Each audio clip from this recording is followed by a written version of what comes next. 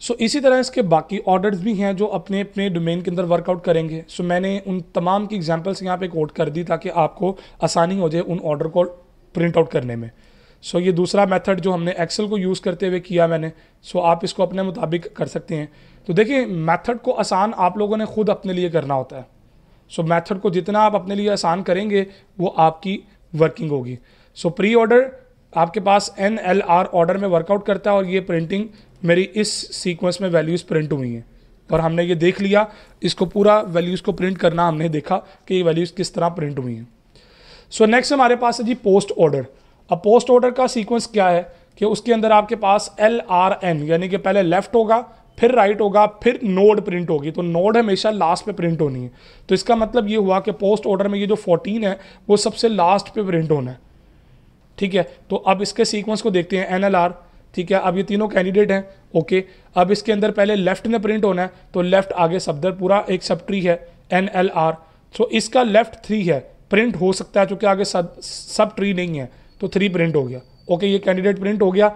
अब आगे राइट पे आना है, चूंकि लेफ्ट के बाद हमारा नेक्स्ट टारगेट है राइट, तो राइट पे आएंगे तो NLR, तो L7 पे आ गया, दोबारा आगे मूव करेगा तो रूट नोड पे लीफ नोड पे जाएगा तो वहाँ पे 5 मिला, तो 5 प्रिंट हो गया। अब इसी तरह उसका राइट नहीं है, फिर उसके N पे आएगा तो वो प्रिंट हुआ 7। इसी तरह वापस रूट पे जाएगा तो उसका R अवेलेबल नहीं है, तो इसलिए रूट पे जाएगा तो N9 प्रिंट हो गया। अब इसी तरह वो अपनी रूट पे वापस जाएगा तो वो 4 है, तो 4N है तो 4 प्रिंट हुआ। ओके, इसी तरह वो अपने अब रूट की तरफ चला गया, तो अपने पेरेंट की तरफ जब गया तो ये NLR आ गया। अब लेफ्ट प्रिंट हो गया, अब राइट में प्रिंट होना है, तो राइट में पहले 15 है, 15 के आगे फर्दर लेफ्ट राइट है, तो लेफ्ट अवेलेबल नहीं है, राइट इसका 18 है, तो 18 में भी प्रिंट नहीं होगा चूंकि आगे सब ट्री अवेलेबल है, लीफ नोड नहीं है। इसी तरह 18 पे जब गए तो उसके लेफ्ट राइट पे हैं, तो लेफ्ट पे है 16, तो 16 का लेफ्ट राइट और नोड। ठीक है, तो लेफ्ट है नहीं, राइट 17 है, 17 प्रिंट हुआ। ओके, उसका रूट नोड प्रिंट हुआ जो कि 16 है। ओके, 16 प्रिंट हुआ। अब इसी तरह इसका ये लेफ्ट है, इसका राइट 20 है, अब इसका रूट 18 है। ओके, उसका रूट 15 है, उसका रूट 14 है। तो इस तरह आप पोस्ट ऑर्डर को अपनी वैल्यूज़ को प्रिंट आउट करवा सकते हैं। मैं एनिमेशन एक बार दोबारा प्ले कर देता हूँ आप लोगों के लिए ताकि आपको पता हो ये नोड्स किस तरह डील हुई हैं। सो अगर नोड्स के ऊपर अगर आप वर्किंग करना जान जाते हैं, आपको समझ आ जाती है कि ये नोड्स के ऊपर वर्किंग किस तरह हो रही है, तो प्रिंट करना आपके लिए मुश्किल नहीं होगा। देखिए मैंने टाइटल कर दिया NLR के साथ। ठीक है, आपकी आसानी के लिए पता कि क्या करें, पेपर पे इन तीनों को अलग से बना लें, इन तीनों को अलग से, यानी कि हर नोड का सब ट्री अलग बना लें। तो जिस नोड पे आपका पॉइंटर N आता है आप उसके मुताबिक इसको वर्कआउट कर लें। सो NLR, ठीक है, अब लेफ्ट पहले प्रिंट होना है, तो लेफ्ट सब ट्री है, तो फर्दर आगे एक्सपेंड हो गया। अब उसका लेफ्ट डेफिनेटली लीफ नोड है 3, फर्दर आगे अवेलेबल नहीं है, तो 3 प्रिंट हो गया। फिर राइट पे आएंगे 9, तो 9 आगे फर्दर एक्सपेंड हुआ, 9 के आगे 7 है, 7 के आगे 5 है, तो 5 लीफ नोड है। इसी तरह 7, फिर उसके बाद 9, 9 के बाद 4, 4 के बाद अब राइट पे मूव करेगा 15, लेकिन 15 प्रिंट नहीं होगा चूंकि 15 के आगे पूरा एक सब ट्री अवेलेबल है। तो उसके लेफ्ट पे आया, लेफ्ट अवेलेबल नहीं था तो राइट पे गए, राइट पे 18 मिला। सो 18 के लेफ्ट राइट पे 16 और 20 हैं, सो 16 के फर्दर आगे राइट पे 17 है, तो इस 16 का लेफ्ट अवेलेबल नहीं है। ठीक है, राइट हमारे पास 17 है तो राइट प्रिंट हो जाएगा। राइट जब प्रिंट हुआ तो अब इसकी नोड प्रिंट होनी है N जो कि 16 है, 16 प्रिंट हुआ और फिर अपनी ये पेरेंट की तरफ जाएगा जो कि LNR में, तो L प्रिंट हुआ, अब R की बारी 20 है, 20 के बाद अब ये जाएगा अपने पेरेंट पे 18, 18 का पेरेंट 15 है, 15 का पेरेंट 14 है। तो इस तरह आप अपने पूरे प्री पोस्ट ऑर्डर को प्रिंट आउट कर सकते हैं। अब इसी तरह आप एक्सेल वाला जो मैंने मेथड आपको दिया आप उसको भी यूज़ करते हुए कर सकते हैं। ठीक है, लेकिन एक बात का ख्याल रखिएगा कि रिजल्ट्स के अंदर वेरिएशन नहीं आएगी। आप उसको एक्सेल मेथड से करें या आप इस मेथड से करें, इन दोनों केसेस के अंदर रिजल्ट दोनों का सेम रहेगा। अब इसी तरह हमारे पास थर्ड ऑर्डर है जी इन ऑर्डर। अब इन ऑर्डर में left root node then R, यानी कि लेफ्ट पेरेंट राइट LNR। तो LNR देखें, अब इसमें लेफ्ट पहले आना है, तो लेफ्ट में आपके पास क्या है जी 3 आ गया पहले, 3 के बाद 4 आएगा। ठीक है, 4 के बाद राइट 9 है, तो 9 आगे फर्दर एक्सपेंड हुआ 7 और 5 प्रिंट हुआ, 5 के बाद 7, 7 के बाद 9।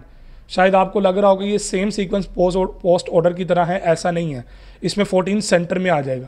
सो लेफ्ट प्रिंट हुआ, राइट पे है तो 14 प्रिंट हो गया, हालांकि उसमें 14 लास्ट पे प्रिंट हुआ था। सब इसी तरह राइट पे गए तो लेफ्ट है नहीं, N15 आएगा, ओके, राइट 18 आ गया।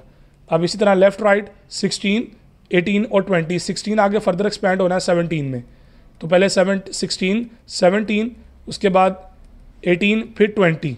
सो इस तरह ये आपका इन ऑर्डर ट्रैवर्सल कंप्लीट हुआ। सो आपके पास डिफरेंट टाइप के फंक्शंस अवेलेबल हैं, लेफ्ट है, राइट है और रूट है। इन तीनों को अब आपने अपने ऑर्डर के मुताबिक प्रैक्टिस करना है, लेकिन मैं वही बात फिर दोबारा करूंगा कि जब तक आप पेपर पे खुद ट्राई नहीं करेंगे, खुद प्रैक्टिस चीज़ों की नहीं करेंगे, ये चीज़ें आपके लिए क्लियर नहीं होंगी। सो रिकर्सिव कॉल क्या होती है? रिकर्सिव का मतलब क्या है? Recall that a stack is use during function calls, के फंक्शन कॉल्स के पीछे स्टैक यूज हो रहा था, और ये हमने स्टैक वाले टॉपिक के अंदर कवर की थी बात। तो रिकर्सिव कॉल क्या होती है कि अपने ही मेथड को बार बार खुद कॉल करना। तो देखिए इसके अंदर रिकर्सिव कॉल ही तो अप्रोच हो रही है। The caller function place the argument on the stack and passes control to the control function, to the called function, कि जो फंक्शन कॉल हुआ होता है ये उसको कंट्रोल पास कर देगा, वो आगे वो रिकर्सिवली फिर उसी फंक्शन को दोबारा कॉल करेगा, और वो कंट्रोल आगे दूसरे मेथड को पास करेगा, वो सेम फंक्शन दोबारा कॉल करेगा। सो ये रिकर्सिव कॉल होती है। So local variables are allocated storage on the cell stack. तो ये स्टैक इंप्लीमेंटेशन के अंदर हमने पढ़ा भी था और देखा भी था कि रिकर्सिव कॉल लोकल वेरिएबल्स के थ्रू कॉल होती है। So calling a function itself makes no difference as far as the call stack is concerned. ठीक है, तो अब इसके बाद आपका ये अब आपके जहन में फॉरन इंप्लीमेंटेशन की बात आएगी, तो हमने फंक्शन उसका डिज़ाइन कर लिया। अगर प्री ऑर्डर होगा तो देखें पहले सी आउट प्रिंट हुआ, ठीक है ना, सी आउट प्रिंट हो गया, पहले एन प्रिंट हुआ, उसके बाद एल के लिए हमने क्या किया, प्री ऑर्डर, यानी कि इसी फंक्शन को रिकर्सिवली कॉल करवा दिया लेफ्ट के लिए। इसी तरह इसी फंक्शन को रिकर्सिवली कॉल करवाया राइट के लिए। सो आपका यही एक फंक्शन तीनों में इस्तेमाल होगा, सिर्फ ऑर्डर चेंज करेंगे। सो ये प्री ऑर्डर में एन एल आर होता है, तो देखें रूट नोड है, देन लेफ्ट है, देन राइट है। इसी तरह अगर आप बात करें पोस्ट ऑर्डर की, तो प्रिंटिंग एंड पे होगी, पहले लेफ्ट फिर राइट फिर प्रिंटिंग। सो देखें पोस्ट ऑर्डर रिकर्सिवली कॉल हुआ है। इसी तरह आपके पास इन ऑर्डर पे आ जाएं तो इन ऑर्डर में सेंटर में प्रिंटिंग होगी, पहले लेफ्ट फिर एन फिर आर। तो देखें ये इन ऑर्डर रिकर्सिवली कॉल हो रहा है। तो रिकर्सिव कॉल की मदद से आप अपने ट्रीज की तमाम नोड्स को क्विकली प्रिंट आउट करवा सकते हैं। सो नॉन रिकर्सिव ट्रैवर्सल्स क्या होती है, जिसमें रिकर्सिव कॉल ना आए, ठीक है, we can implement the non recursive version of the pre order, in order and post order traversals by using a explicit stack. अभी तक हम यूज कर रहे हैं इम्प्लिसिट स्टैक। देखें बैकएंड पे जो स्टैक यूज हो रहा है उसकी बेस पर अगर आप देखें तो इम्प्लिसिट स्टैक यूज हो रहा है। अब हम यहाँ पे एक्सप्लिसिट स्टैक भी यूज कर सकते हैं for non recursive versions. So non recursive versions के लिए the stack will be use to store the tree nodes in the appropriate order, जिस ऑर्डर में वो आ रही होंगी या जो सीक्वेंस उसका होगा उसके मुताबिक स्टैक में वैल्यू स्टोर होंगी। Here for example in the routine in order traversal that use a stack.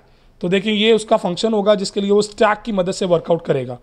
सो मैंने यहाँ पे फंक्शंस आपको पहले से लिख के बता दिए ताकि आपको आइडिया हो जाए कि ये चीज़ें किस तरह वर्कआउट करेंगी। सो देखें left tree is empty, at this point left tree is empty.